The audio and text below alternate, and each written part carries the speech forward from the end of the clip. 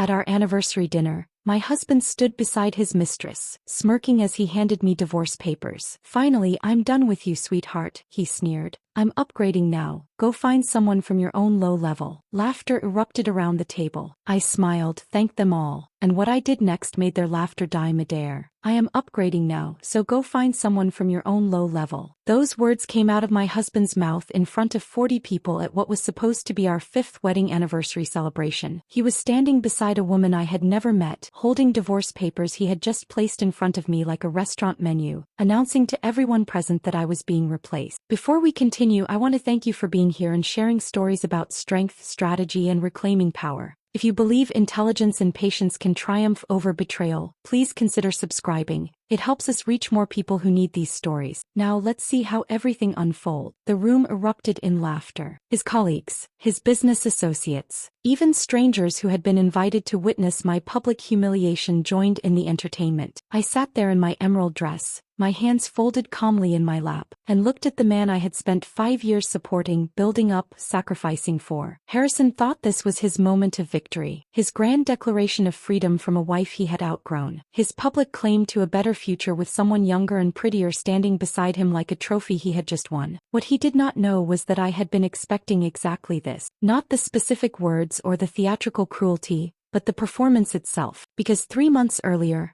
I had discovered the truth about what Harrison had been doing behind my back, and I had spent every day since then building something that would transform this moment from my destruction into his. The phone in my clutch purse was connected to the venue's audiovisual system. The attorney seated among the guests was not my yoga friend. The evidence I had compiled over 90 days was about to appear on every screen in this room, and the laughter that currently filled the expensive event space was about to die in a way none of them would ever forget. But to understand how I got to this moment, you need to know how the marriage started. 7 years ago, I met Harrison Whitmore at a marketing conference in Chicago. He had been presenting on commercial property development strategies, standing at the front of a hotel ballroom wearing a navy suit that made him look successful and confident. The way he spoke about building a real estate empire made it sound inevitable rather than ambitious. He talked about the future like it was something he could construct with his bare hands, and I found that vision intoxicating. We went for coffee after his presentation, then dinner. By the end of that weekend,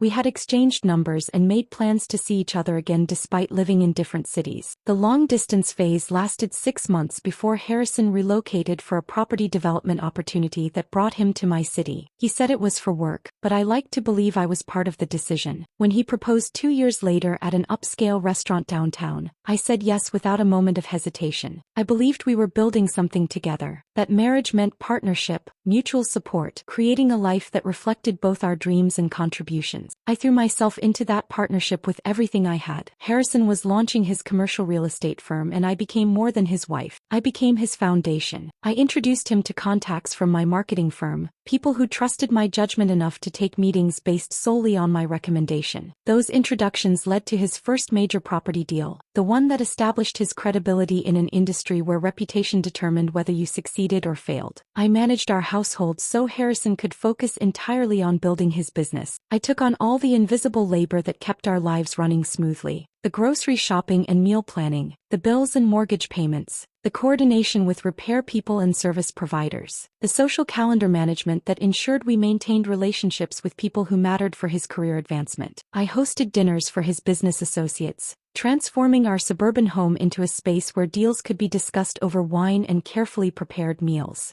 I learned to read the room during those gatherings, understanding when to participate in conversation and when to fade into the background. I became skilled at making Harrison look good in front of people whose opinions affected his business prospects. I supported every late night he spent at the office, every risky investment that made our financial situation precarious, every decision that required one of us to sacrifice so the other could advance. I told myself this was what partnership looked like, that my contributions were building our future together, even if Harrison's name was on the business cards and the property deals. Our home became my project. I decorated it carefully, selecting furniture and art that created the impression of success and stability. The kind of home that said Harrison Whitmore was someone worth doing business with, someone who had his life together, someone who could be trusted with major investments. I took pride in creating that environment, believing I was contributing to our shared success in ways that mattered even if they were not publicly acknowledged. Looking back from that moment at Meridian Hall with divorce papers on the table in front of me, I could see how thoroughly I had deceived myself. I had been so focused on being supportive, on being the kind of wife who enabled her husband's ambitions, that I never questioned whether Harrison valued what I was building, whether he saw my contributions as partnership or simply as the expected price of being married to someone with larger ambitions than mine. The shift in Harrison's behavior had started about 18 months before our 5th anniversary, so gradually that I convinced myself I was imagining problems where none existed. He began staying later at work, arriving home after midnight with explanations about investor meetings that ran long or property tours that required his personal attention. When I asked about his day, hoping to maintain some connection to the business we were supposedly building together,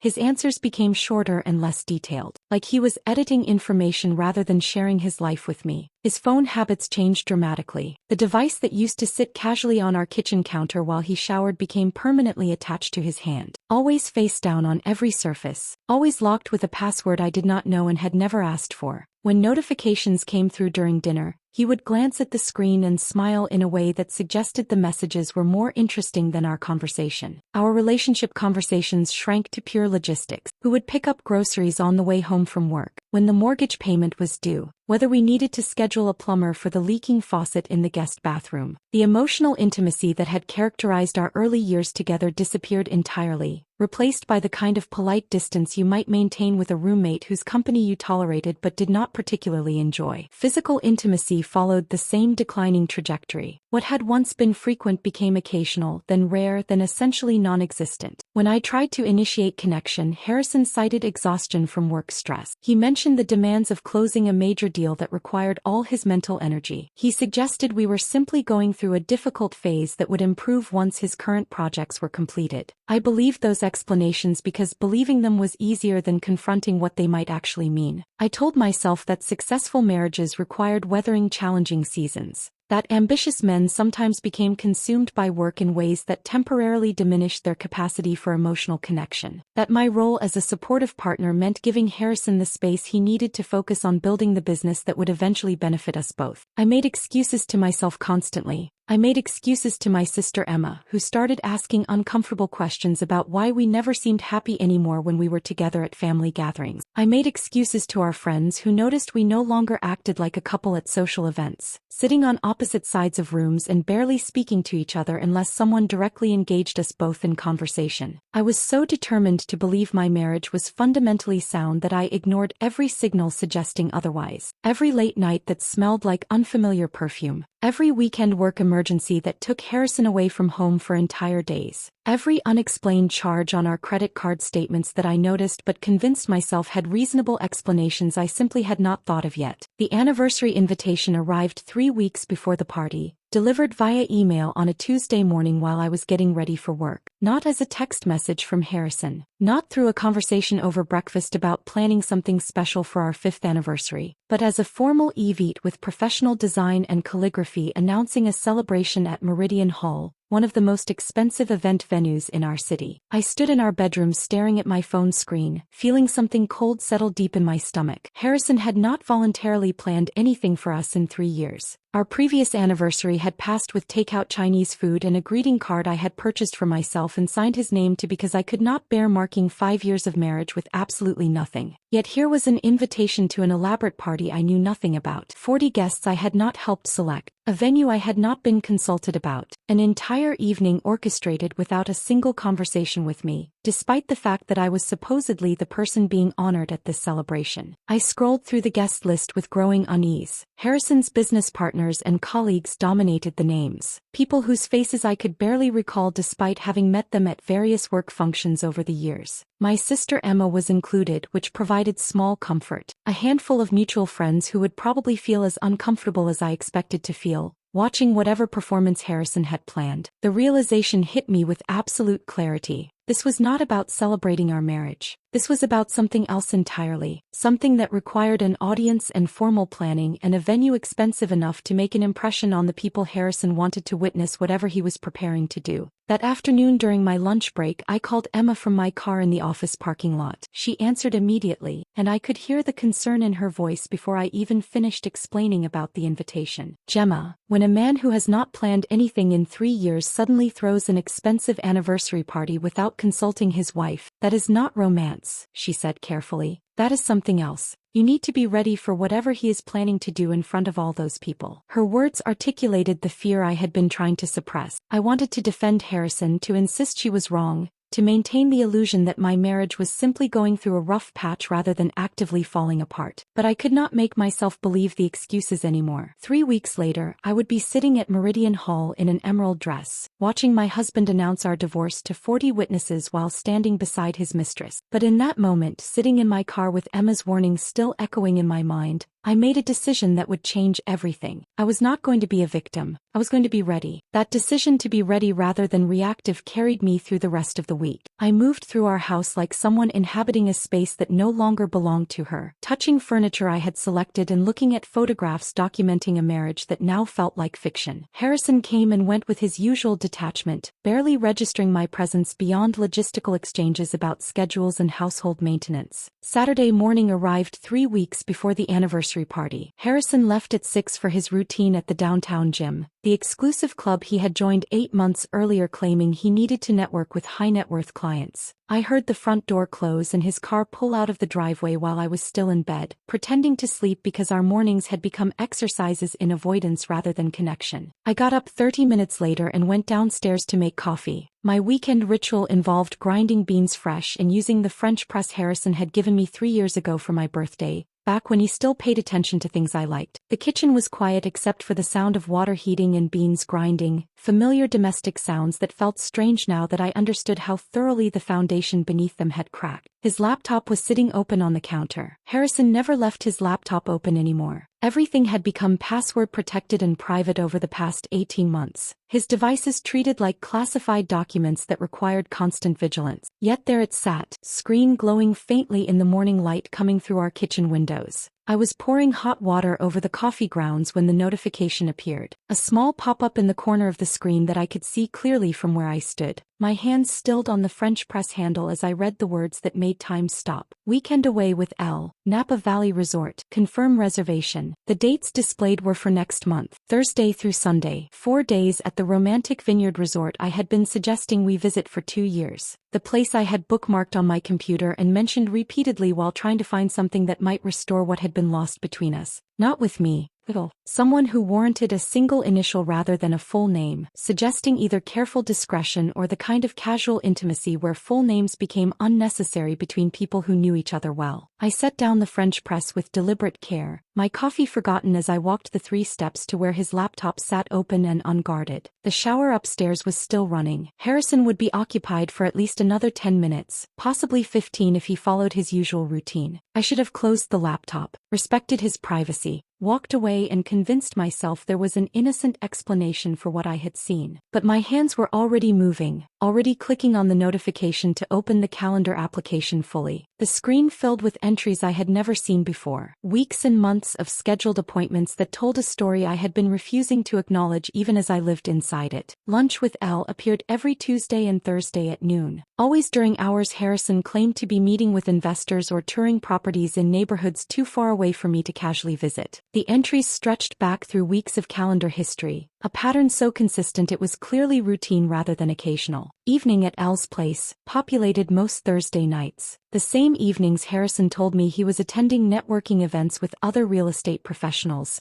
coming home after midnight smelling like wine and cigarettes, explaining he had stayed late to make the right connections with people who could advance his business. I scrolled further back, watching months of my marriage rewrite themselves as I discovered the truth beneath the explanations I had accepted. The Napa Resort reservation was not an isolated romantic gesture. It was part of a pattern stretching back 14 months. 14 months of systematic deception while I had been maintaining our home and planning our anniversary and wondering why I felt so desperately alone in a marriage that was supposed to eliminate loneliness. The earlier entries were more explicit, created before Harrison had apparently learned to use initials for discretion. Dinner with Lila at Harborview. Meet Lila at the Grandmont Hotel. Pick up gift for Lila. Lila. Not an initial anymore but an actual name. A real person who had occupied 14 months of my husband's life while I was being the supportive wife who made sure his shirts were pressed and his mother received birthday cards on time. The shower upstairs turned off. I had maybe 5 minutes before Harrison came downstairs expecting breakfast and the same oblivious wife he had been deceiving for over a year. I opened his email application,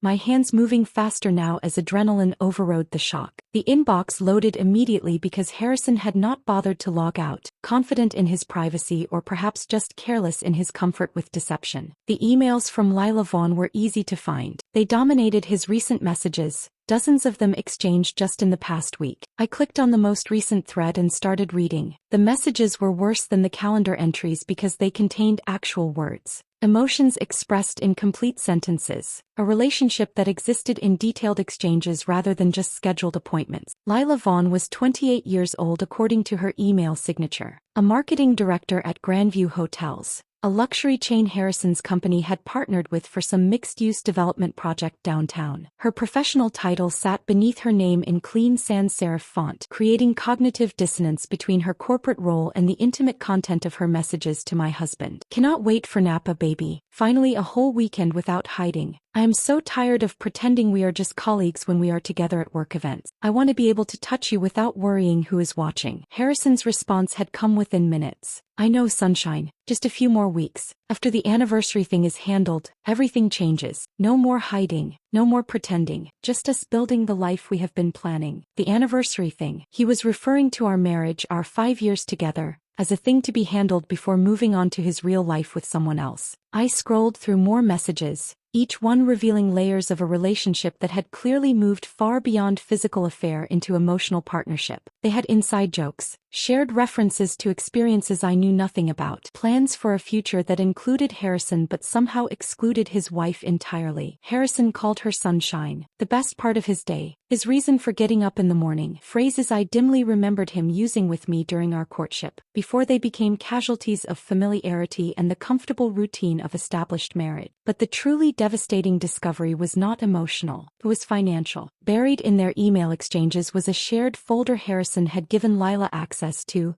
labeled Our Future, with a kind of optimistic certainty that made my stomach turn. I clicked on it and watched spreadsheet after spreadsheet load on screen. Assets Harrison was moving, bank statements showing systematic transfers from our joint accounts into new ones bearing only his name, investment accounts I had helped fund through my salary and the business contacts I had provided, now being liquidated and converted into holdings I had no access to and apparently no knowledge of until this moment. He had been stealing from me, methodically, deliberately, for months. I found statements for accounts I did not know existed, transfers of substantial amounts that should have required both our signatures but apparently had not, documentation showing Harrison had been using our home equity as collateral for business loans without my knowledge or consent, putting our house at risk for investments that would benefit only him if the marriage ended. There was even a draft postnuptial agreement buried in one of the subfolders. I opened it and read through terms so one-sided they would have been comical if they had not represented the systematic theft of everything I had helped build during 5 years of marriage. Harrison would keep the business, the investment accounts, the retirement funds, most of the property we had accumulated together. I would receive a small settlement that might cover 6 months of basic living expenses if I was careful with spending. He was not just planning to leave me. He was planning to leave me with nothing while he started a new life with someone younger and more exciting, someone worthy of the successful version of himself he wanted to present to the world. I heard movement upstairs, footsteps crossing the bedroom floor toward the stairs. Harrison would be down in less than 2 minutes, expecting his Saturday morning routine to proceed exactly as it always did. My first instinct was confrontation, to scream, to throw his laptop across the kitchen and watch it shatter against the wall, to demand explanations and apologies and some acknowledgement of what he had been doing to destroy us. But something stopped me. Some survival instinct that recognized anger without strategy was just noise. That confrontation without preparation would give Harrison time to hide more assets, delete more evidence, construct more lies that I would have no way to disprove. I pulled out my phone instead, started photographing everything on his screen with hands that were steadier than they had any right to be. Every calendar entry, every email exchange, every financial document showing the systematic transfer of our shared assets into accounts bearing only his name. My hands moved with mechanical efficiency while my mind processed the complete destruction of everything I had believed about my marriage. I created a secure cloud storage account under a pseudonym, using my work email and a password Harrison would never guess. Uploaded every photograph while listening to him move around upstairs getting dressed. Then I closed his laptop exactly as I had found it, notifications still visible on the screen, and returned to making coffee like the previous 10 minutes had not just dismantled my entire understanding of my life. Harrison came downstairs 5 minutes later, hair damp from the shower and gym clothes bundled in his arms. He was humming something under his breath, looking relaxed and satisfied in a way I had not seen in months. "Good workout?" I asked, my voice remarkably normal considering what I had just discovered. "Great," he said, leaning in to kiss my forehead with the same casual affection you might show a moderately appreciated household pet. "Sorry I am running late though. Can you wrap those eggs to go?" I wrapped his breakfast in foil and handed it to him along with a travel mug of coffee I had poured while he collected his things. Watched him grab his laptop without noticing anything amiss. Waved as he headed out for another Saturday at the office that probably involved Lila rather than actual work. The door closed behind him. His car started in the driveway. I stood alone in our kitchen with cold coffee and the weight of knowledge I could not unknow. Then I sat down at our kitchen table, opened my own laptop, and began researching divorce attorneys who specialized in financial fraud within marriages. The search for divorce attorneys who specialized in financial fraud took me down a rabbit hole of legal websites and consultation forms that all blended together after the first dozen. I needed someone who understood that this was not just about ending a marriage but about recovering assets that had been systematically stolen and preventing Harrison from controlling the narrative of our separation. Catherine Ross's name appeared repeatedly in online reviews and legal forums discussing complex divorce cases involving hidden assets. Her website was professional but not flashy, featuring testimonials that read like victory reports from women who had been in situations similar to mine. One review in particular caught my attention. Catherine recovered money my ex-husband swore no longer existed and made him pay for trying to hide it. I called her office Monday morning from my car, parked in a grocery store lot 3 blocks from my workplace because I could not risk anyone from my office overhearing this conversation. The receptionist who answered had the kind of efficient professionalism that suggested she fielded calls from desperate women regularly and knew how to assess urgency. "I need a consultation about divorce involving financial fraud," I said, keeping my voice steady despite how strange the words felt coming out of my mouth. "How soon can you come in?" she asked without hesitation.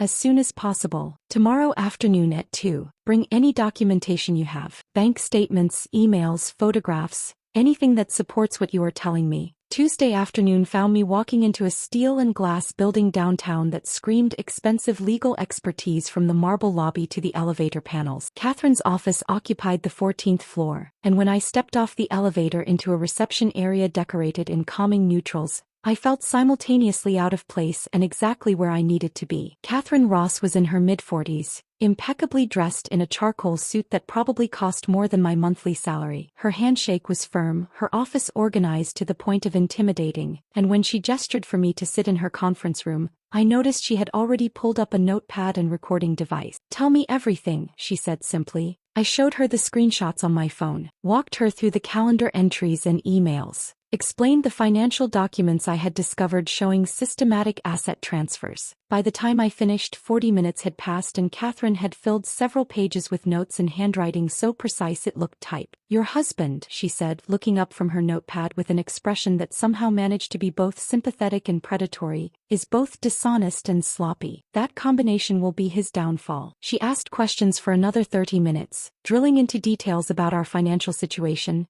the timeline of when things changed, whether I had noticed any other suspicious behavior. Then she leaned back in her chair and outlined what would happen next. Over the following 2 weeks, Catherine assembled a team that operated with military precision. A forensic accountant named Marcus began tracing Harrison's financial movements, uncovering layers of hidden accounts and discovering that he had been using our home equity as collateral for business loans without my knowledge or signature. A private investigator started documenting Harrison and Lila's movements across the city. A paralegal named Sophie organized everything into case files that grew thicker each time I visited Catherine's office. The team worked with a speed that both impressed and frightened me. Marcus discovered a storage unit registered under Harrison's business partner's name containing the vintage watch collection Harrison had claimed he sold 3 years ago when business was supposedly tight. The collection was worth at least $40,000, sitting in climate-controlled storage while Harrison told me we needed to be careful about spending. The credit card analysis revealed charges at luxury hotels that appeared on our joint account. I had been helping finance Harrison's romantic getaways without knowing they existed. Marcus documented dinners at expensive restaurants, jewelry purchases from boutiques I had never visited, even spa treatments that clearly had not been for my benefit. The private investigator captured video footage of Harrison and Lila meeting for lunch at places where any business associate might see them, holding hands across tables and laughing with the easy intimacy of an established couple. The surveillance showed them entering hotels in the middle of afternoon, emerging hours later with body language that left little doubt about what had occurred inside. 3 weeks into building our case, Catherine called me back into her office for what she described as a strategic planning session.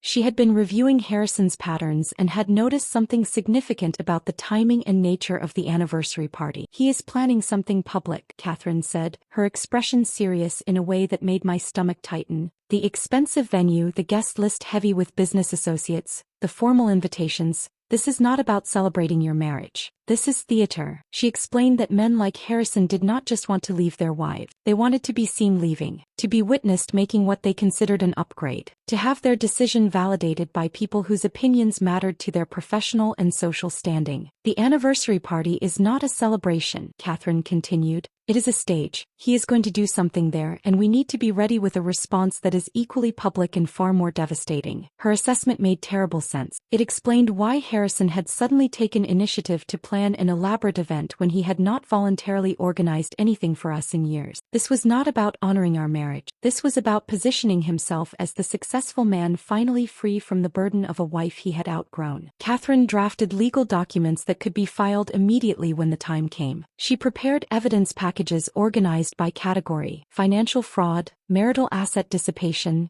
documentation of infidelity with dates and locations. She coordinated with Marcus and the private investigator to ensure we had comprehensive documentation of everything Harrison had done, leaving no room for him to claim I was exaggerating or lying about his behavior. "When he makes his move," Catherine said during one of our planning sessions, "we respond immediately, publicly, and with evidence he cannot dispute. He wants theater. We will give him theater, but our version ends very differently than the script he has written." The hardest part of those 3 weeks was not the meetings with lawyers or reviewing evidence that documented my husband's betrayal. It was going home every evening and pretending I knew nothing, maintaining the facade of the oblivious wife while living with someone who was systematically destroying everything we had supposedly built together. Every morning I made coffee and asked about Harrison's day with genuine-sounding interest. Every evening I prepared dinners he barely touched while scrolling through his phone, probably texting Lila about plans that did not include me. I did laundry and paid bills and maintained our household exactly as I always had. I attended work functions where Harrison networked with colleagues, standing beside him and smiling while making small talk with people who had no idea what was happening beneath the surface of our apparently stable marriage. At these events, Lila was sometimes present. I watched them maintain careful professional distance while their eyes communicated everything their words could not say in public. 2 weeks before the anniversary party, Harrison's firm hosted a charity gala benefiting some cause I could no longer remember. The event was at a hotel downtown, the ballroom filled with people in expensive clothes writing checks that would earn them tax deductions and social capital. I wore a navy dress Harrison had once said he liked and stood beside him during the cocktail hour, playing the role of supportive wife while he worked the room. Lila arrived halfway through the evening, wearing something red that drew attention from every man in the vicinity. She maintained appropriate distance from Harrison in public, but I watched her watch him during his speech about corporate responsibility and community partnership. During a break in the programming, I found myself standing near the bar at the same time as Lila. She smiled at me with what appeared to be genuine friendliness, apparently capable of separating her personal behavior from professional courtesy. "You must be so proud of Harrison," she said, gesturing toward where he stood talking with a group of investors. "He has built something really impressive with his company." "We built it together," I replied, keeping my voice pleasant while rage burned quietly beneath my composure. "I was there from the beginning. Made a lot of it possible, actually." "Of course," Lila said, though her expression suggested she had not really considered my role in Harrison's success beyond the basic fact of my existence. "It must be nice being married to someone so ambitious." I looked at this woman who had been sleeping with my husband for 14 months, who had received romantic getaways funded by my salary, who apparently believed she had found something special worth stealing from someone else's life. "It has been educational," I said, then excused myself before I said something that would reveal how much I actually knew. "The performance required constant vigilance. every word carefully chosen, every facial expression controlled. I complimented Harrison's new clothes without mentioning they appeared in our closet despite his claims that business was challenging. I admired his improved physique without noting that his dedication to fitness had somehow eliminated his interest in physical intimacy with his wife. I became the perfect version of the oblivious wife Harrison needed me to be. The woman who suspected nothing, questioned nothing, threatened nothing. All while Catherine and her team built a comprehensive case that would destroy everything he was planning. The anniversary party was now only 1 week away. Harrison had been coming home earlier some evenings, almost jovial in a way I had not seen in months. He was excited about something, confident, like someone about to execute a plan he believed would work perfectly. He had no idea I was executing a plan of my own. The final week before the anniversary party moved with the strange quality of time that feels both too fast and impossibly slow. Each day brought me closer to the confrontation I had been preparing for while simultaneously stretching out in a way that made every interaction with Harrison feel like performance art that required exhausting levels of concentration. Tuesday evening Harrison came home at 6, which was unusual enough that I looked up from the kitchen counter where I was preparing dinner with genuine surprise. He had not arrived home before 8 on a weeknight in months, and seeing him walk through the door while the sun was still visible felt disorienting. "Thought I would actually have dinner at home tonight," he said, loosening his tie and heading straight for the bourbon decanter on the sideboard in our dining room. He poured himself 2 fingers and settled into his chair at the table with the air of someone making a deliberate choice to be present rather than someone who actually wanted to be there. I brought over the pasta I had been making and sat across from him. We ate in silence for several minutes before Harrison cleared his throat. "This is going to be a special night on Sunday," he said, watching me over the rim of his glass. "Really special.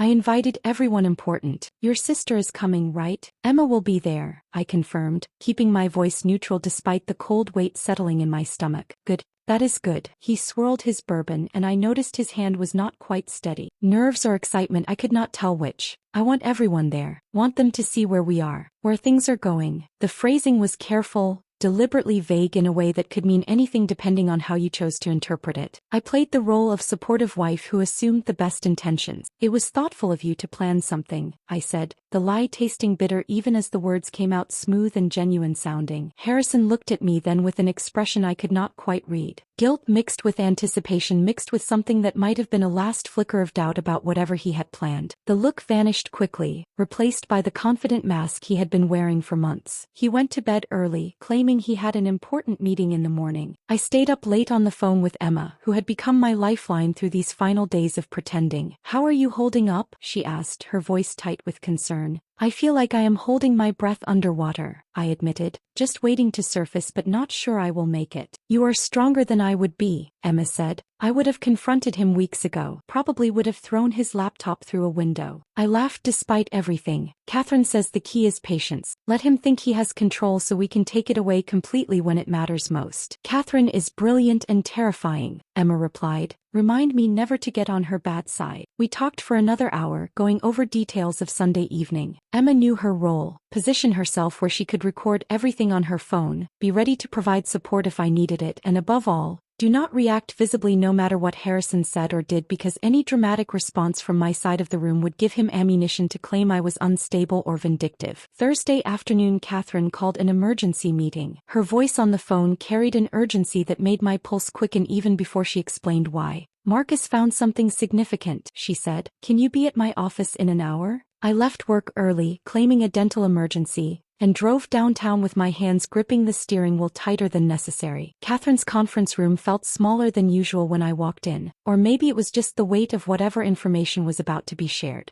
Marcus was there, along with Catherine's associate who specialized in tax law. They had documents spread across the table in organized stacks that suggested hours of analysis. "Harrison's business partner has been keeping documentation of questionable financial practices," Marcus explained without preamble. "Joel Preston. He has been uncomfortable for months with how Harrison handles property valuations and loan applications." Catherine picked up the explanation. "Harrison has been inflating property appraisals to secure larger loans than the properties are actually worth. He takes out the loan based on the false valuation, uses some of it for the legitimate business purpose and pockets the difference. It is systematic fraud that extends beyond your marriage into his professional operation." The tax attorney, A woman named Rebecca Chin added more context. Based on what Joel has documented and what Marcus has uncovered, Harrison has also been underreporting income from property sales. The difference between what he reports to the IRS and what he actually receives is significant enough to trigger federal investigation if the right people become aware of it. I sat down slowly, processing the scope of what they were telling me. So this is not just about divorce anymore. This is about documenting a pattern of fraudulent behavior that extends into multiple areas of his life, Catherine said. When you expose what he has done to you personally, we will also be exposing practices that could result in criminal charges. Joel is willing to provide testimony if necessary, but he wants legal protection for himself since he was technically aware of some of these practices even if he did not participate in them. Can you arrange that? I asked. Already in process, Catherine replied. Rebecca has contacts at the IRS who will be very interested in this information. We have drafted a formal complaint with enough detail to trigger an investigation, but we are holding off on filing it until after Sunday. Why wait? Because timing matters, Catherine explained.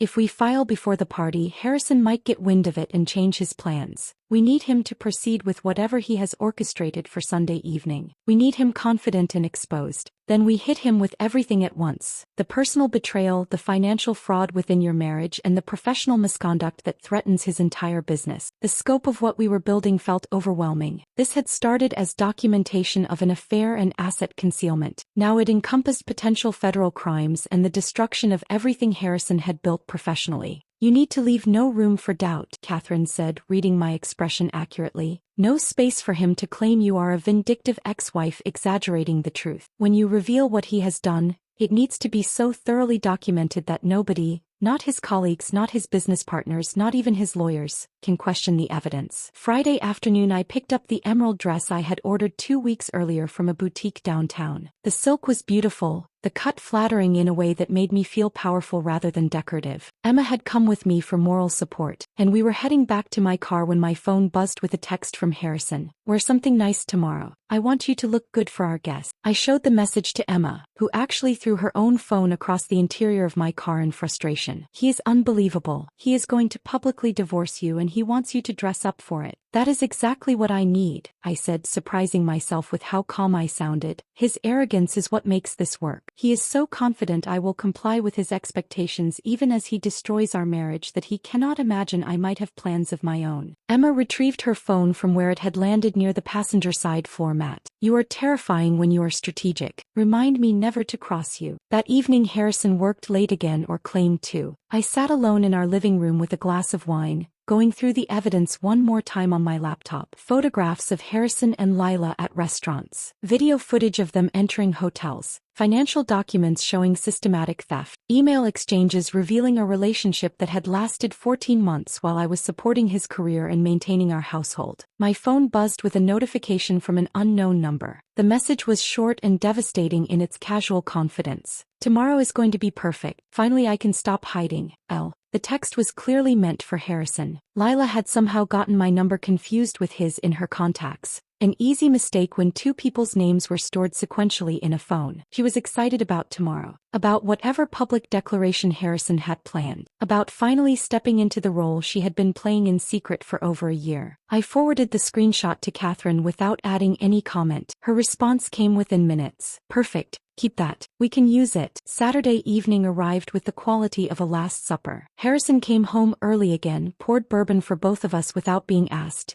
and actually sat with me in our living room instead of disappearing into his office. I have been thinking about us, he said after several minutes of silence. I waited, letting him fill the quiet with whatever carefully constructed statement he had prepared. Tomorrow is going to mark a new chapter. Things have been difficult, I know, but change can be good. Change can be exactly what people need to move forward. His words were deliberately vague, constructed to mean anything depending on interpretation. I played along because that was what the moment required. Change can be good, I agreed. Tomorrow will certainly be memorable. We sat there for another hour having the most extended conversation we had shared in months. Every word he spoke was theater. Every response I gave was performance. Two people speaking different languages while pretending perfect understanding. Harrison went to bed before me, claiming he needed to be well rested for tomorrow. I sat alone in our living room finishing my bourbon and thinking about how tomorrow night would be the last time he slept in this house as my husband. Possibly the last time he would be a free man before everything I had built came crashing down on him with the weight of thoroughly documented truth. I felt surprisingly calm, almost peaceful. Like someone who had been climbing a mountain for 3 months and could finally see the summit. Tomorrow I would reach it. Sunday arrived with the weight of inevitability. I woke before dawn and lay in bed listening to Harrison sleep beside me, his breathing steady and undisturbed by whatever conscience might have troubled a different kind of person. The irony was not lost on me that this would be the last morning we would wake up in the same house as husband and wife. I spent the day in careful preparation. The emerald silk dress hung in my closet, pressed and ready. My hair appointment was scheduled for 3 in the afternoon, giving me enough time to achieve the polished look I needed without appearing to have tried too hard. Every detail mattered.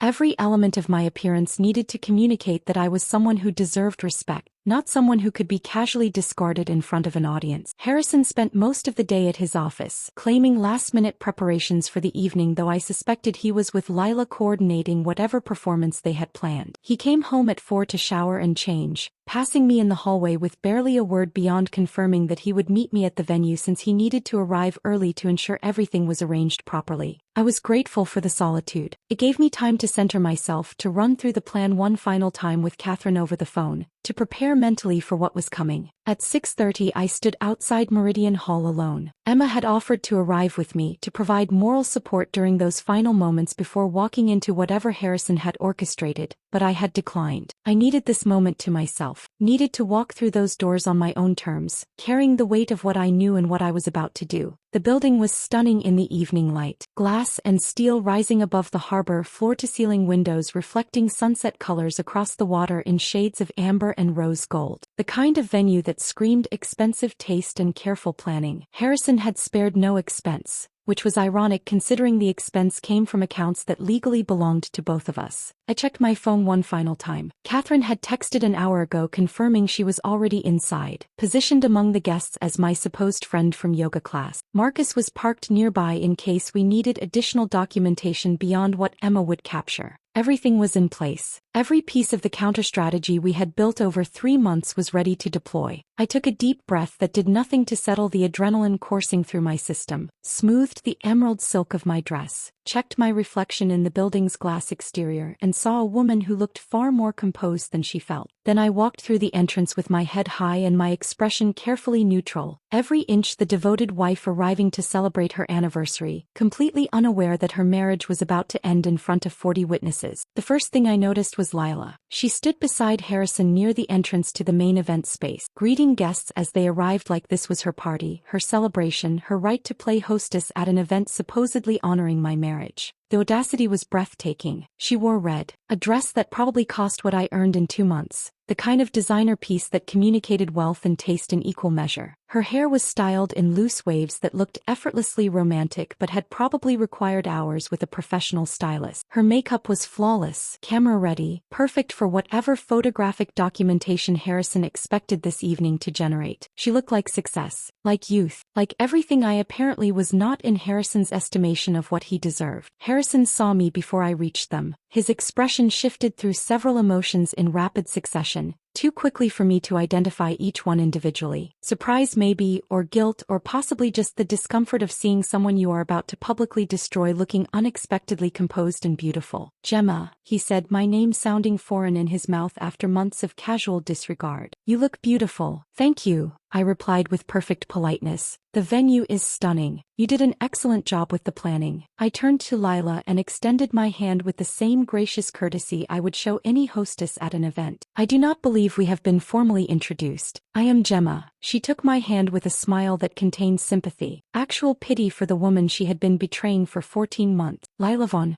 it is lovely to finally meet you properly." Finally. As though we had been circling each other for years rather than existing in the same spaces while she conducted an affair with my husband. "Lovely to meet you as well," I said, releasing her hand and moving past them into the event space before either could read anything in my expression beyond polite friendliness. The room was filling rapidly with guests. Harrison's business associates dominated the crowd, Men and women I recognized from various work functions over the years. Several mutual friends had arrived, people who would soon need to choose sides in whatever aftermath followed tonight. My sister Emma was already positioned near the head table, her phone resting casually beside her water glass in a way that looked natural but was carefully calculated. Catherine stood near the bar talking to someone I did not recognize, playing her role as my yoga friend perfectly. She caught my eye briefly and gave the smallest nod of acknowledgement before returning to her conversation. Everything was in place. Everyone was positioned exactly where they needed to be. Dinner began at 7. We were seated at a long table positioned in the center of the room for maximum visibility. 40 guests arranged in carefully planned seating that separated me from Harrison by the entire table's length. I sat at one end like a guest at my own anniversary celebration while Harrison held court at the other end with Lila beside him. Her hand touched his arm repeatedly throughout the meal. Small gestures of proprietary familiarity that made several guests visibly uncomfortable. People noticed. People always notice when something is inappropriate, even if they choose not to acknowledge it directly. The food was expensive and beautifully presented. 5 courses of tiny portions arranged on plates like edible art. I could not taste any of it. My entire focus was on Harrison, on waiting for whatever performance was coming,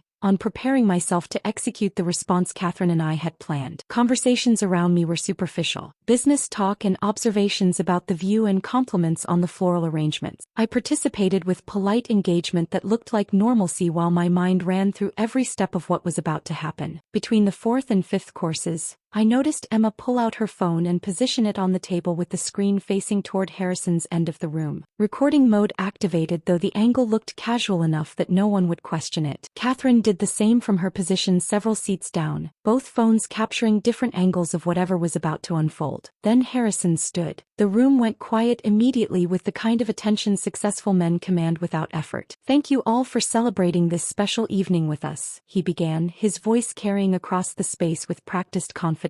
Every word was precisely delivered, clearly rehearsed. 5 years ago I made a commitment. Tonight I want to acknowledge that commitment and where it has brought me. I watched his face, saw the satisfaction there, the confidence of someone who believed he was finally taking control of his life, freeing himself from a burden he had outgrown. "Marriage teaches you what you really want," he continued, looking directly at me across the length of the table. "What you actually need, what you are willing to settle for versus what you deserve." Several guests shifted uncomfortably. The atmosphere in the room was changing, people beginning to sense this was not a typical anniversary toast. "Gemma has been exactly what I expected when we married. Supportive, reliable, present." He made those qualities sound like criticism, like failures disguised as compliments. Like I had somehow disappointed him by being exactly what a partner should be. But I have grown beyond what I was 5 years ago. My business has expanded, my vision has evolved, and I have found someone who matches where I am now, not where I was then. Lila was looking at him with undisguised adoration. The room had gone completely silent except for soft classical music playing from hidden speakers. Utterly inappropriate soundtrack for the destruction unfolding. Harrison reached into his jacket and pulled out a manila envelope. He walked the entire length of the table with theatrical precision and placed it directly in front of me. "Divorce papers," he announced with satisfaction that made several guests audibly gasp. "Already filed, already processed. I'm done with you, sweetheart. Finally, completely done. I am upgrading now, so go find someone from your own low level." Lila laughed first, a bright sound that seemed to give permission for others to join. Several of Harrison's business associates did, nervous laughter filling the space where shock had been. Emma looked ready to physically attack my husband. Catherine had gone absolutely still, her expression focused with laser intensity. I looked at the envelope, at Harrison's face glowing with triumph, at Lila standing beside him like a prize he had just won. Then I smiled. I smiled, not a sad smile or a broken smile, but something genuine that came from a place of calm certainty I had not accessed in months. The laughter in the room faltered slightly. Harrison's expression flickered with confusion because this was not the script he had written. I was supposed to cry, to beg,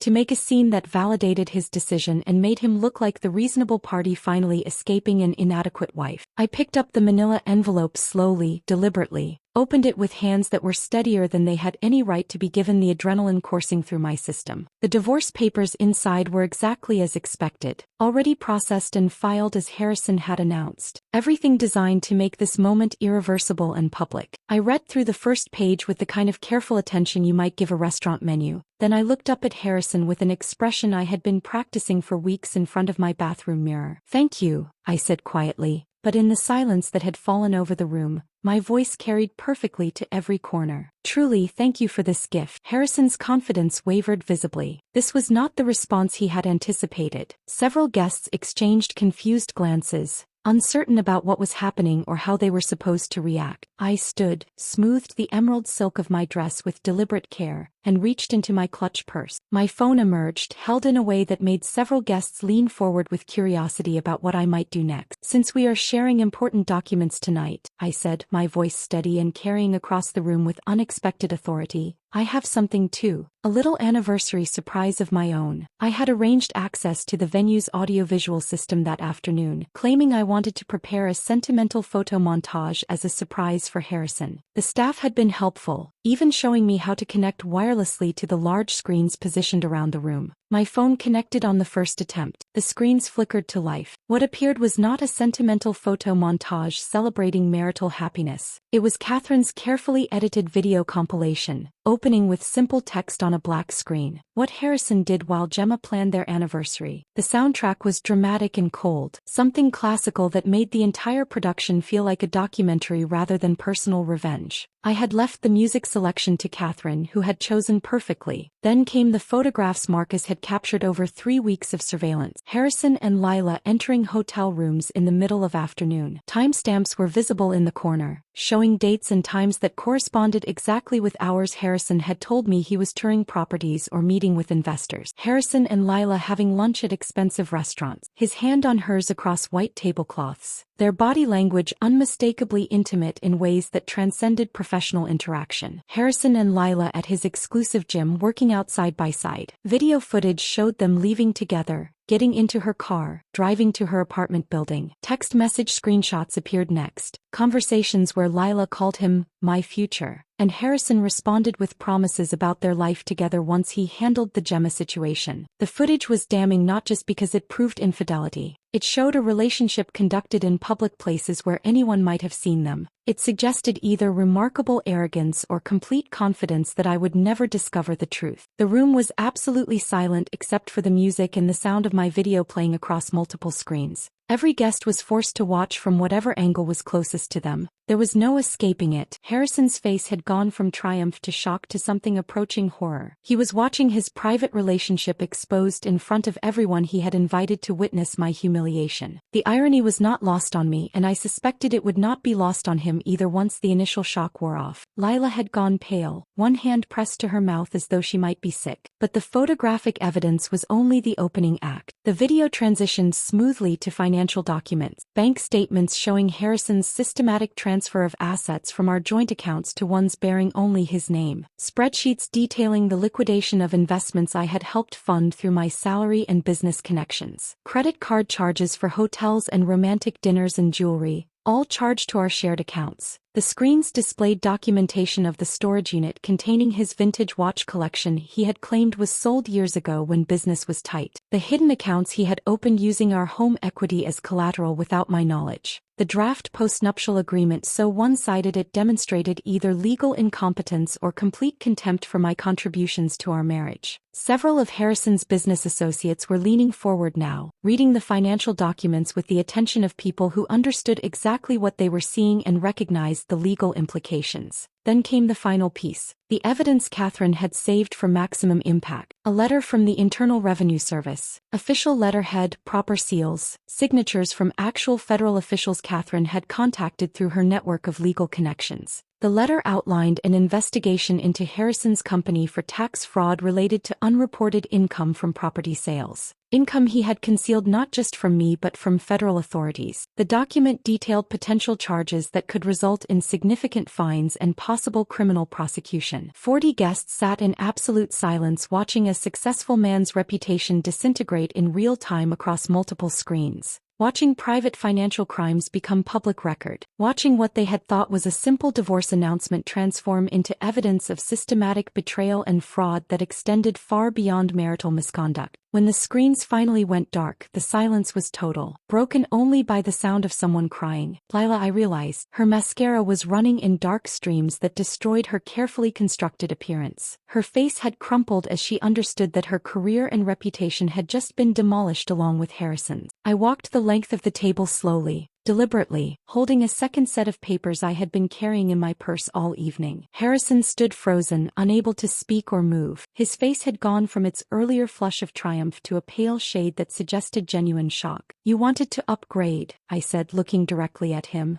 My voice was quiet, but it carried in the silence. "But you forgot that intelligence is not measured by age or appearance. It is measured by strategy." I placed the papers in his hands with the same casual cruelty he had shown me minutes earlier. "These are from Catherine Ross, my attorney," I said, loud enough for everyone to hear. "You will recognize some of the language because it is the same language from those divorce papers you just gave me. Except in my version, you do not get the house you tried to transfer into your name alone using forged documents. You do not get the investment accounts you attempted to hide. You do not get anything beyond exactly 50% of our legitimately shared assets, and you will be returning every cent you stole, with interest." Catherine stood from her position among the guests, professional and terrifying in equal measure. She commanded attention without raising her voice. "The IRS documents are legitimate," she announced to the room. "I contacted them personally regarding Mr. Whitmore's tax irregularities. They were very interested in the information Mrs. Whitmore provided about unreported income and property valuation fraud." Harrison's mouth opened, closed. No words emerged. He looked like someone drowning, unable to breathe or think or process what was happening to him. Several of his business associates were already pulling out their phones.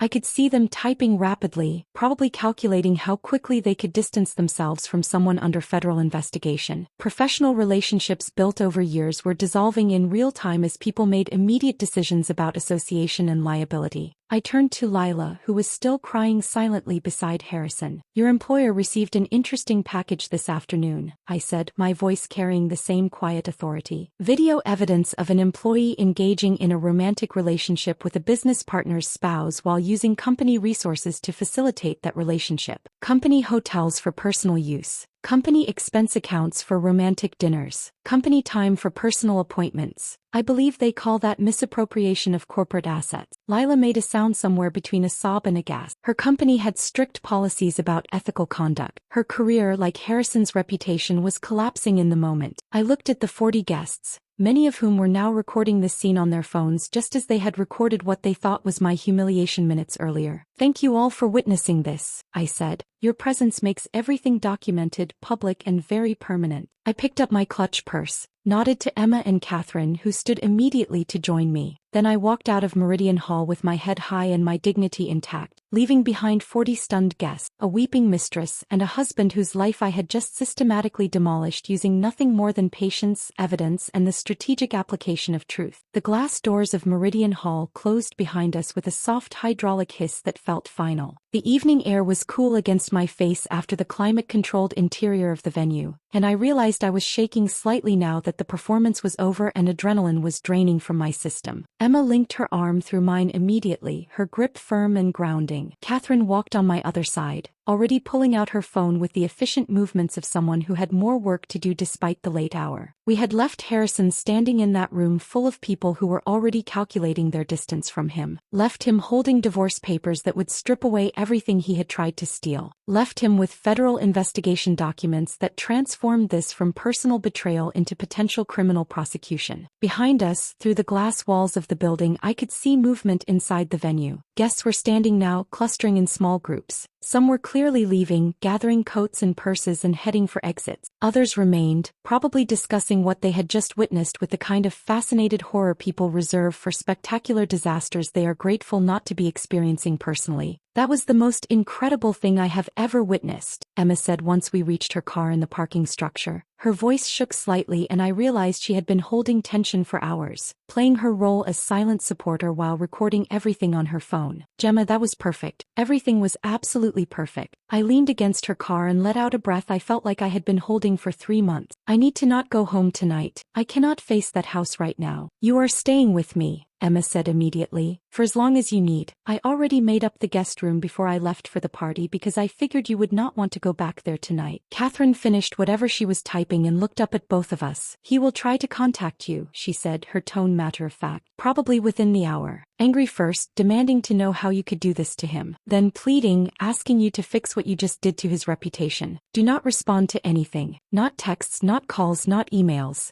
All communication goes through me now." "I understand," I said. "I am serious about this, Gemma. Any direct communication with him can be used to suggest you are open to reconciliation or negotiation outside proper legal channels. Let him spiral. Let him panic. Let his attorneys deal with the mess he created while we proceed with documenting and recovering every asset he tried to hide. We drove to Emma's apartment in separate cars. I followed her taillights through streets that felt surreal after what had just happened, like I was moving through a world that had fundamentally changed in the space of 30 minutes. Emma's apartment was in a renovated building downtown, smaller than the house I shared with Harrison but filled with furniture she had actually selected and art she genuinely liked rather than pieces chosen for their impression value. She poured wine for both of us while I sat on her couch trying to process the evening. My phone started buzzing around 9. Text messages from numbers I did not recognize. Notifications from social media platforms I rarely used. Emma's phone was doing the same thing, lighting up repeatedly with alerts. "Gemma," Emma said slowly, staring at her screen. "The video is already online." She turned her phone toward me. Someone had uploaded footage from the anniversary dinner to multiple platforms. The view count was climbing visibly, hundreds becoming thousands as we watched. "How many people were recording?" I asked. "At least a dozen that I could see," Emma replied. "Maybe more. Everyone had their phones out once your video started playing on the venue screens." We watched in real time as the anniversary dinner became viral content. The comment sections filled rapidly with responses that ranged from supportive to celebratory. People were praising what they called my strategic patience, mocking Harrison's arrogance, celebrating what they described as the most satisfying public revenge they had witnessed. Someone had already edited together a shortened version focusing specifically on Harrison's divorce announcement, followed immediately by my counter-reveal. The editing was professional, set to dramatic orchestral music that heightened the emotional impact. That version was spreading even faster than the raw footage. "This is insane," Emma said, scrolling through comment after comment. "There are hundreds of thousands of views already, maybe more than 1 million at this point." By midnight, the number had reached several million across different platforms. My face was being screenshot and turned into reaction images. Someone had created a meme using the moment I thanked Harrison for the divorce papers, captioning it with text about strategic planning and patience. That meme was being shared hundreds of thousands of times, becoming shorthand for calculated revenge. I turned off my phone around 1 in the morning because the constant notifications were overwhelming. Emma did the same after confirming that Catherine had everything she needed and would handle any urgent legal matters that arose overnight. "Try to sleep," Emma said, showing me to her guest room. "Tomorrow is going to be intense and you need rest." I lay in her guest bed staring at the ceiling for what felt like hours. Sleep seemed impossible despite exhaustion. My mind kept replaying the evening, analyzing every moment, questioning decisions even though everything had gone exactly according to plan. Monday morning arrived too quickly. I woke to sunlight coming through unfamiliar windows and the disorienting realization that my life had fundamentally changed overnight. Emma was already up, making coffee in her kitchen when I emerged from the guest room. "Catherine called," she said, handing me a mug. "She wants to talk to you this morning, said it is important." I called Catherine back while Emma made breakfast neither of us would eat. The attorney answered on the first ring. "3 of Harrison's major investors pulled funding overnight," Catherine said without preamble. They issued statements citing concerns about financial irregularities and declining confidence in leadership. Joel Preston released a public statement distancing himself from Harrison's conduct, both personal and professional. "He is trying to save the business by throwing Harrison completely under the bus." "That was fast," I said. "Self-preservation usually is." 2 property development deals Harrison was negotiating fell through. The clients do not want association with someone under federal investigation. And Lila was terminated from her position effective immediately. That last piece of information hit differently than the rest. Lila had made choices that destroyed her career. But there was something sobering about how quickly professional consequences manifested once personal misconduct became public. Her company released a statement about ethics violations and misuse of corporate resources, Catherine continued. Very brief, very corporate, but clear enough that everyone understands why she was terminated. Her name is now permanently linked to both infidelity and professional misconduct. "What about Harrison? Has he tried to contact you?" "His attorney called 4 times last night and twice already this morning. They want to settle immediately," They are offering terms that are increasingly desperate. Each offer is worse for him than the previous one because they understand his position is deteriorating rapidly. What do you recommend? Reject everything until we have completed comprehensive asset valuation. We need to know exactly what exists and what you are entitled to before we negotiate anything. The longer we wait, the weaker his position becomes. His business is collapsing. His reputation is destroyed. Federal investigators are beginning their inquiry. He has no leverage and every incentive to settle quickly before things get worse. How much worse can they get? That depends on what federal investigators find. If the property valuation fraud is as extensive as Joel's documentation suggests, Harrison could face significant fines and potentially prison time. The tax evasion alone is serious. Combined with the fraud, he is looking at consequences that extend well beyond divorce and business failure. We talked for another 20 minutes about legal strategy and next steps. Catherine had already filed formal responses to Harrison's divorce papers, asserting claims to all marital assets and demanding full financial disclosure. She had contacted forensic accountants to begin comprehensive valuation of everything Harrison owned or controlled. The process would take weeks, possibly months. But Catherine was confident we would recover everything he had tried to hide plus compensation for his dissipation of marital assets. When I hung up, Emma was reading something on her laptop with an expression that was half shock and half amusement. News websites are covering this, she said, turning the screen toward me. Not just gossip sites. Actual news outlets are writing about the viral video. They are calling it a case study in strategic response to betrayal. The article she showed me analyzed the anniversary dinner from multiple angles. The planning required, the evidence gathering, the public nature of both Harrison's announcement and my response. There were quotes from legal experts discussing the implications of documenting and exposing marital misconduct in such a comprehensive way. My phone, which I had turned back on that morning, was filled with missed calls and messages. Most were from numbers I did not recognize. A few were from acquaintances and distant friends who had apparently seen the video and wanted to express support or shock or curiosity about what had happened. 3 messages were from Harrison. The first was angry, demanding to know how I could destroy him like this. The second was pleading, asking me to call him so we could discuss what happened like reasonable adults. The third was threatening, suggesting I would regret making his personal life public and that his attorneys would ensure I paid for the damage I had caused to his reputation. I showed them to Emma, who read through all 3 with increasing disgust. Do not respond, she said firmly. Catherine was right. Let him spiral. I deleted the messages without replying. Whatever Harrison was experiencing now was consequence, not injustice. He had orchestrated a public humiliation designed to destroy me while elevating himself. The fact that his plan had backfired so completely was result of his own choices, his own arrogance, his own absolute confidence that I would never discover what he was doing or be capable of responding effectively. The rest of Monday passed in a blur of phone calls and legal consultations and moments of sitting quietly in Emma's apartment trying to process how completely my life had transformed in less than 24 hours. By evening, the viral video had been viewed tens of millions of times across multiple platforms. My face was recognizable now to strangers who had never met me but felt entitled to opinions about my marriage and my choices and whether public revenge was justified or excessive. I sat on Emma's couch that night with a glass of wine I was not drinking and realized that despite everything,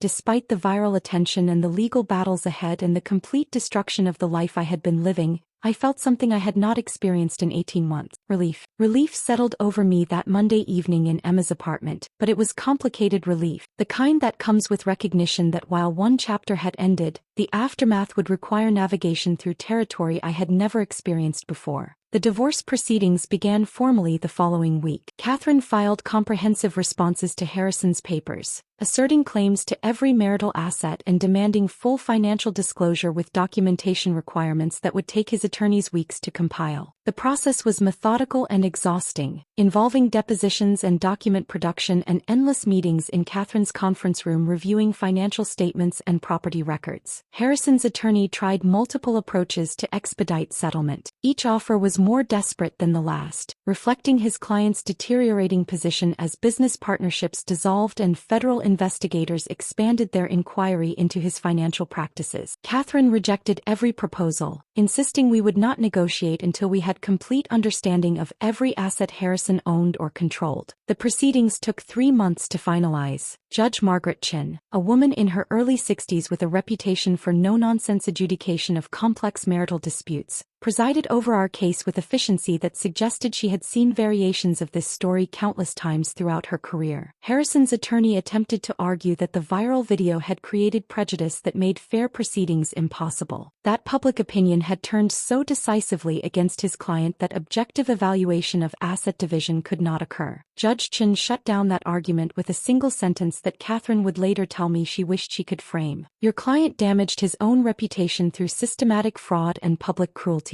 Mrs. Whitmore simply documented the truth. The settlement was everything Catherine had promised and more. The house remained mine through sole ownership since Harrison's attempt to transfer the title without my knowledge or consent was legally void, making me the legitimate owner of property we had purchased together but that he had tried to steal. The investment accounts were divided exactly in half based on their actual value rather than the diminished amounts Harrison had claimed existed after hiding substantial portions. Retirement funds were split according to proper legal formula, rather than Harrison's preferred version where he kept everything and I received minimal compensation for 5 years of marriage. Every cent Harrison had transferred to his personal accounts came back with interest calculated from the date of each fraudulent transaction. The vintage watch collection he had hidden in a storage unit was sold at auction, the proceeds divided and contributing to my settlement in a way that felt particularly satisfying given how many times he had claimed those watches were sold during periods when he insisted we needed to be careful with spending. Catherine even recovered compensation for money Harrison had spent on Lila. The hotel rooms and romantic dinners and jewelry purchases,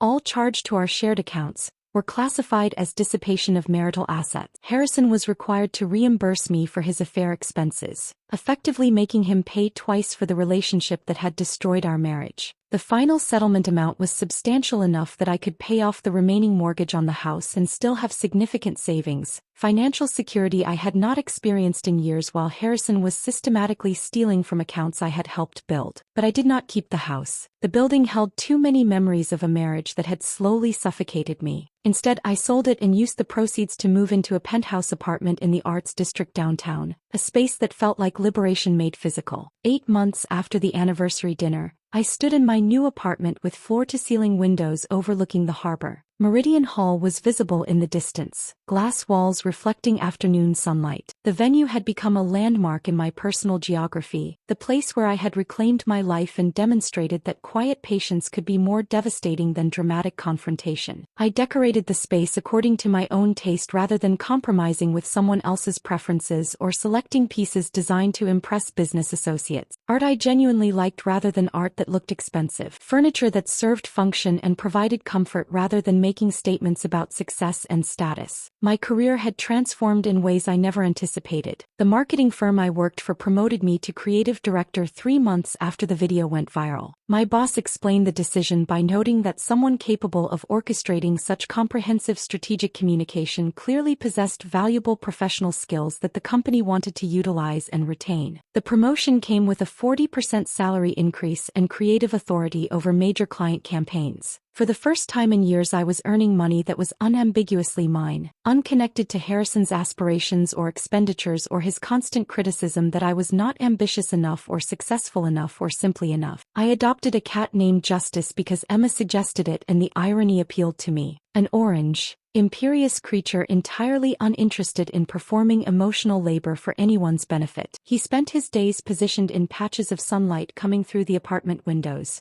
occasionally deigning to acknowledge my presence when food or attention suited his convenience. Catherine became more than my attorney. She became a friend who understood what it meant to watch a marriage dissolve and choose reconstruction over collapse. She introduced me to a support group that met monthly, women with similar stories about partners who had systematically underestimated them. We shared experiences and strategies, building community based on survival and growth rather than shared victimhood. The group taught me that my story was not unique, though the viral documentation of it had been unusual. Countless women had experienced versions of what I had lived through. The difference was that most handled their divorces privately, without public exposure of the betrayals they had endured. 9 months after the anniversary dinner, Catherine called with news that extended Harrison's consequences far beyond divorce and professional collapse. Joel Preston had contacted federal investigators with additional evidence about financial crimes that reached back years before our marriage and continued throughout it. Harrison had been falsifying property valuations systematically, inflating appraisal amounts to secure loans larger than properties justified, then pocketing the difference between actual value and borrowed amounts. Federal investigators launched comprehensive examination of Harrison's entire business operation. What they uncovered resulted in criminal charges: 14 counts of wire fraud, tax evasion, and conspiracy. The scope of his illegal activity was staggering, generating hundreds of thousands of dollars in unreported income over 6 years. I was questioned extensively as part of the investigation. Federal agents reviewed every document I had provided Catherine during the divorce, looking for any indication I had known about or benefited from Harrison's crimes. They cleared me quickly once they understood I had been as deceived about his business practices as I had been about his personal conduct. The trial lasted 3 weeks. I attended several days of testimony, sitting in the public gallery and watching prosecutors present evidence that built an overwhelming case. Harrison's business partner testified about practices he had documented but felt powerless to stop. Forensic accountants explained the systematic nature of the fraud. Loan officers from multiple banks described how they had relied on property valuations that turned out to be significantly inflated. Harrison was convicted on 11 of the 14 counts. At sentencing, Judge William Torres imposed 6 years in federal prison, followed by supervised release and restitution requirements that would likely occupy the remainder of Harrison's professional life. I attended the sentencing hearing because Catherine believed closure required witnessing consequences in their entirety. Harrison stood behind the defense table wearing a suit that no longer fit properly, his face showing accumulated stress from 18 months of fighting charges that evidence had proven conclusively. When Judge Torres asked if he wanted to make a statement, Harrison looked directly at me for the first time since his arrest. "I destroyed everything good in my life because I confused success with happiness and ambition with fulfillment," he said, his voice carrying less confidence than I had ever heard from him. "My wife deserved better. She was better. And I was too arrogant to recognize that until it was too late." The words might have meant something years earlier. Now they were just insufficient acknowledgement delivered far too late to matter. I felt nothing watching him be led away to begin his sentence. Not satisfaction, not vindication, not even the closure people talk about finding at the end of difficult chapters. Just profound sense of release from a narrative I was finally finished living. That evening I stood in my apartment with justice curled on the sofa and harbor lights reflecting off dark water. I understood something fundamental that had taken months to fully grasp. Revenge had never been about destroying Harrison. It was about refusing to be destroyed by him. About documentation rather than confrontation. Strategy rather than emotion. Patience rather than impulse. Harrison had wanted to upgrade. What he actually did was trade partnership for performance. Someone who knew him completely for someone who knew only the version he performed for public consumption. The real upgrade had been mine. From wife defined by marriage to woman defined by choices. From someone who absorbed criticism about inadequacy to someone who recognized that inadequacy belonged to the person delivering judgment rather than receiving it. The anniversary dinner video still circulates occasionally on social media, resurfacing whenever someone compiles examples of public accountability or strategic response to betrayal. I no longer feel exposed by it. Instead, it has become a permanent reminder that quiet people are not weak people. They are simply waiting for the right moment to demonstrate exactly how dangerous underestimation can be. If this story of calculated justice and strategic revenge kept you captivated from beginning to end, show your support by hitting that like button right now. My favorite moment was when Gemma calmly thanked Harrison for the divorce papers before revealing the comprehensive evidence that would destroy everything he had built. What was your most satisfying moment in this story? Share your thoughts in the comments below. Do not miss more powerful stories of resilience, justice, and triumph over betrayal. Subscribe and hit that notification bell so you are notified the instant we upload new content.